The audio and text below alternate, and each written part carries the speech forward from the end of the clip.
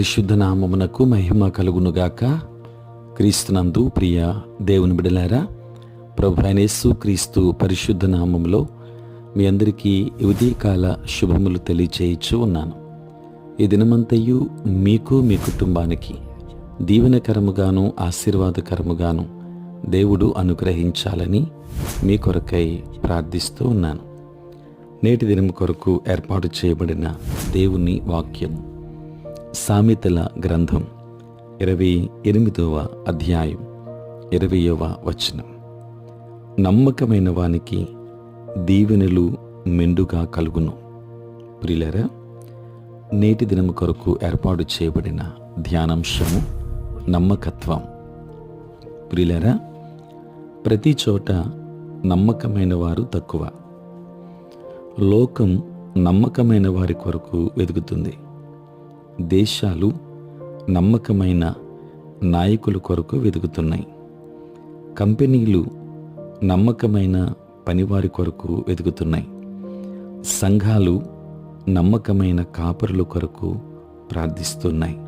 ప్రియులారా, జీవితంలో నమ్మకత్వం స్థానాన్ని మరేది తీసుకోలేదు. దేవుడు తన ప్రజల్లో నమ్మకత్వానికి చాలా ప్రాముఖ్యతనిస్తాడు. ఆయన నమ్మదగినవాడు కనుక తన వారు తనను పోలి ఉండాలని ఆశిస్తాడు. ప్రియులారా, ఇజ్రాయేలునకు రాజును ఎంపిక చేయుటలో సమూయేలు ఎత్తును, బలమును, జ్ఞానమును చూచినప్పుడు దేవుడు అవేవి కాకుండా దావీదులో నమ్మకత్వమును చూచి అతన్ని ఎంపిక చేశాడు.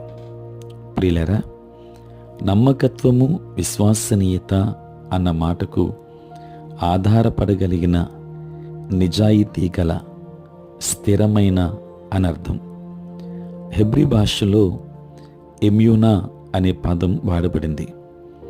మొదటిసారి ఈ పదం నిర్గమాకాండం 17వ అధ్యాయం 12వ వచనములో మనకు కనబడుతుంది. మోషే చేతులను సూచిస్తూ ఉంది. స్థిరత్వమును అనగా నిలకడగా కలిగి ఉండుటను నేర్పుతుంది.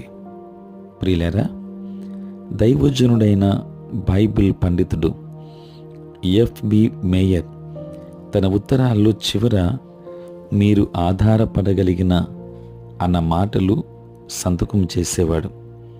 ప్రియులారా, నమ్మకముగా ఉండేవారి జీవితం దేవుని ఎదుట, మనుష్యుల ఎదుట ఆ రకంగా ఉండాలి.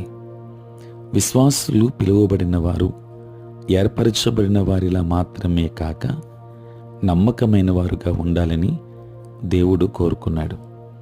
ప్రకటన గ్రంథం 17వ అధ్యాయం 14వ వచనం. పిలువబడుట, ఏర్పరచబడుట ఈ రెండు దేవుని మూలముగా జరిగేవి. కానీ నమ్మకముగా ఉండుట మనపై ఆధారపడి ఉంది. అనేకులు పిలువబడ్డారు, ఏర్పరచబడ్డారు. కానీ నమ్మకమైన వారు కొద్దిమందే. ప్రియులారా, మీరు ఏ కోవకు చెందినవారు? నమ్మకత్వాన్ని కలిగి ఉన్నారా? మనలను మనం పరిశీలన చేసుకుందాం. నమ్మకమైన వానికి దీవెనలు మెండుగా కలుగును. దేవుడు మిమ్మును, మీ కుటుంబాన్ని దీవించి నమ్మకత్వంలో ప్రభు మరింత బలపరచునుగాక. ఆమేన్.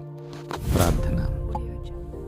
పరిశుద్ధుడైన తండ్రి, ప్రేమ కలిగిన ప్రభువా, మీ పరిశుద్ధ నామమునకై వందనాలు, స్తుతులు, స్తోత్రాలు చెల్లిస్తూ ఉన్నాం. నాయనా, రాత్రంతయు కాపాడి సంరక్షించి సుఖనిద్రను మాకు దయచేసి మా జీవితంలో మరి ఒక నూతన దినాన్ని మేము చూడగలిగే భాగ్యాన్ని మీరు మాకు అనుగ్రహించినందుకే స్తోత్రాలు. ప్రభువా, ఈ దినమంతా కూడా మీ సన్నిధి మాతో ఉంచండి. మీ ప్రసన్నత మాకు అనుగ్రహించండి. మా ప్రతి బలహీనత నుండి విడుదలనివ్వండి. నేటి మా పనులలోనూ, ప్రయాణములలోనూ, పరిచర్య అంతటిలోనూ మీరు తోడుగా ఉండండి. కృపగలిగిన దేవానికి స్తోత్రాలు. నాయనా, ఎంతోమంది బిడ్డలు బలహీనత కలిగిన వారున్నారు, వారిని బలపరచండి.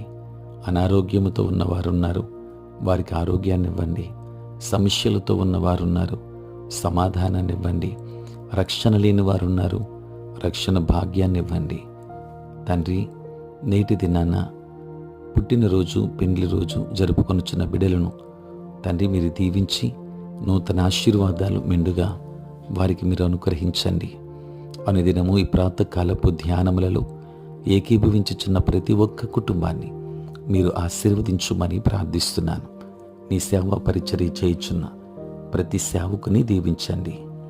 సార్వత్రిక క్రైస్తవ సంఘాన్ని మీరు ఆశీర్వదించండి.